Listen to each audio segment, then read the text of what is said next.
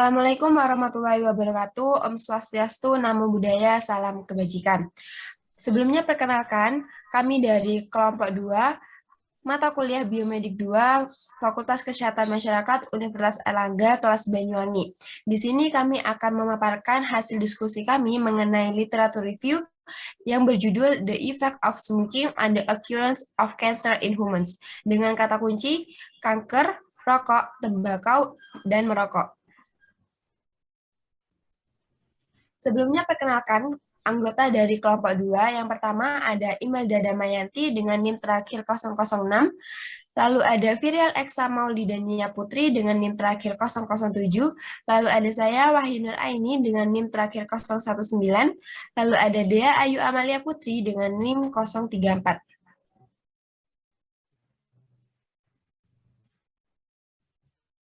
Sebelumnya izinkan saya membacakan abstrak dari literatur review kami.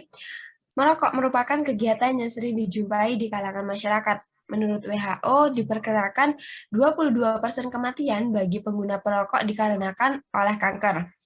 Untuk membuktikan hal tersebut, kami melakukan literatur review ya dari beberapa penelitian sebelumnya yang bertujuan untuk mengetahui pengaruh rokok terhadap terjadinya kanker pada manusia. Dari 5 jurnal yang kami temukan, ada persamaan bahwa merokok dapat menyebabkan kanker, terutama kanker paru-paru. Namun, ada beberapa penelitian yang menyebutkan bahwa resiko terhadap kanker lain lebih kecil dan akan memiliki resiko lebih tinggi jika dikombinasi dengan riwayat kesehatan yang dimiliki.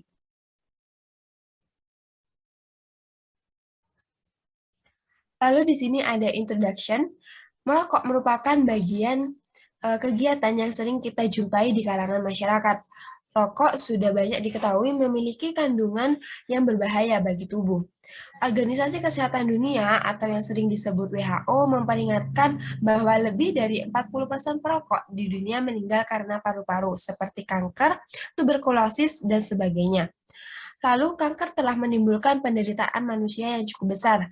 Dan di sini menurut WHO diperkirakan 22% kematian oleh penggunaan rokok. Merokok salah satu faktor penyebab kanker paru-paru yang memiliki resiko 15-30 kali lebih tinggi dibandingkan dengan yang tidak merokok. Dan dampak negatif dari rokok ini tidak hanya pada perokok aktif saja, namun juga dapat berdampak buruk bagi kesehatan perokok pasif. Asap rokok ini memiliki lebih dari 7.000 bahan kimia, yang mana sekitar 70 diklasifikasikan sebagai karsinogenetik atau penyebab kanker, seperti arsenik, benzen, kadmium, kromium, formaldehida, N-nitrosamin, nikel, dan vinil klorida. Oke, untuk hasilnya dari pertanyaan yang ditentukan, yaitu pengaruh rokok terhadap terjadinya kanker pada manusia, diperoleh beberapa kata kunci untuk mempermudah dalam pencarian jurnal yang akan dianalisis. Pembahasan dari jurnal tersebut diantaranya, yang pertama ada jurnal kumulatif SIGARD, Tar Exposure and Lung Cancer Risks Among Japanese Smokers, yang memiliki cakupan penelitian di Jepang, yang meneliti sebanyak 282 subjek dengan kanker paru-paru dengan menggunakan data dari studi gabungan antara tahun 1993 hingga tahun 1998.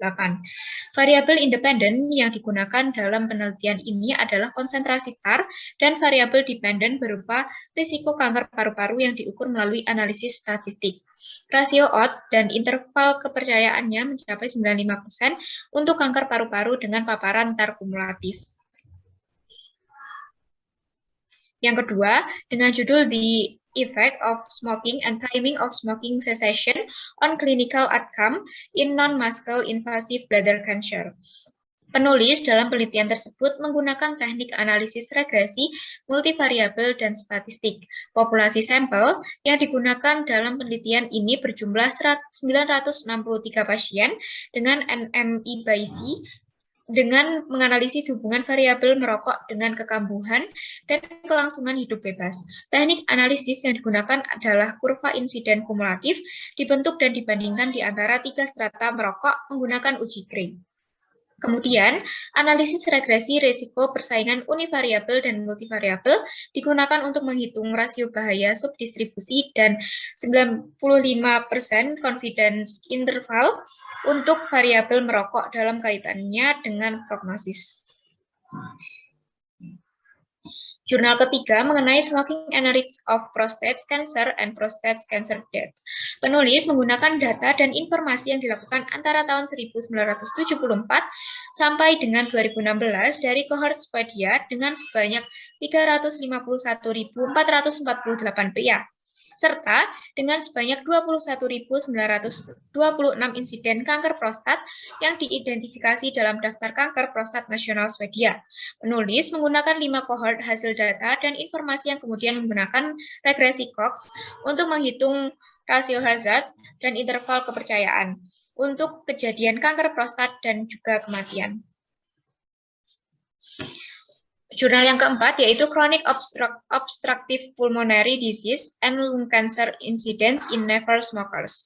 Penulis menggunakan data dari National Health Insurance Service pada tahun 2002 hingga 2013 di Korea. Penulis menggunakan studi populasi dan desain dengan melakukan screening dan melakukan kuesioner kebiasaan merokok yang diisi sendiri pada pemeriksaan screening awal. Sampel yang digunakan dalam penelitian ini adalah sebanyak 338.548 partisipan pria dan wanita dengan rentang umur 40-84 tahun dan tanpa menderita kanker. Variabel dependen yang penulis ukur adalah risiko kanker paru-paru dengan analisis statistik. Jurnal yang kelima mengenai lung cancer in non-smoking women.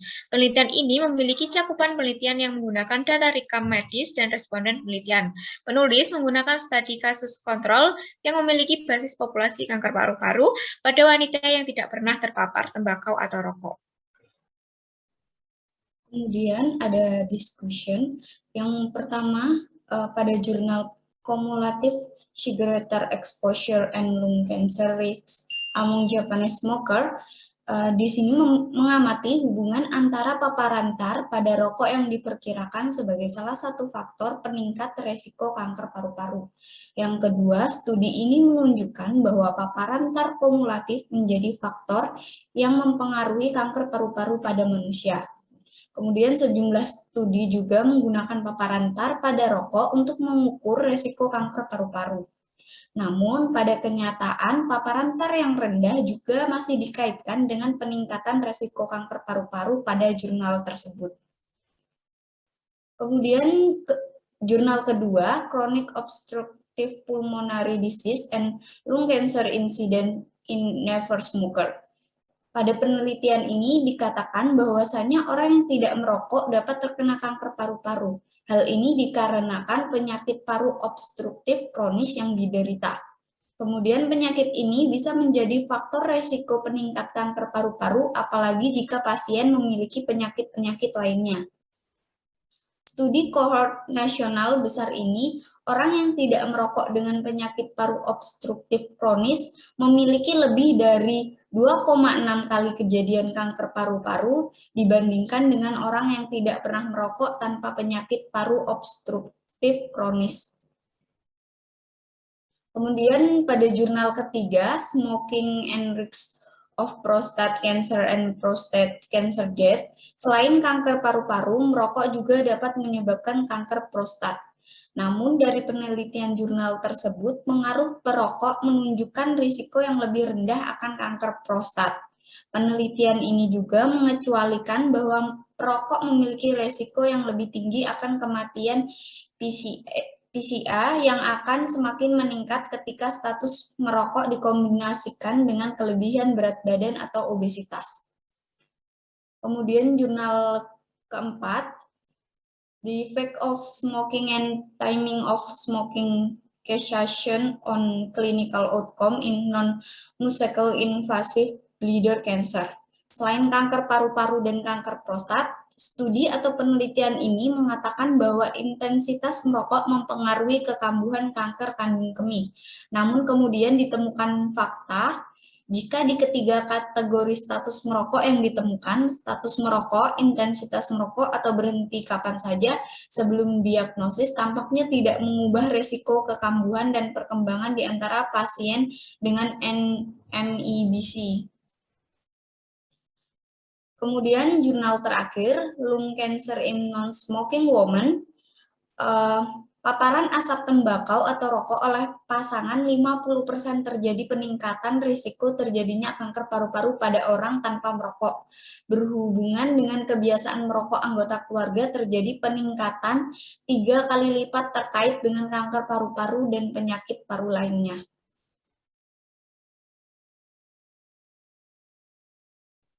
Baik, selanjutnya ada conclusion. Di sini pengaruh merokok baik cigarette or smoke terhadap terjadinya penyakit kanker pada manusia, baik kanker paru-paru, prostat, kandung kemih, atau jenis kanker yang lainnya itu ada keterkaitan antara kedua variabel tersebut, baik berpengaruh maupun tidak berpengaruh.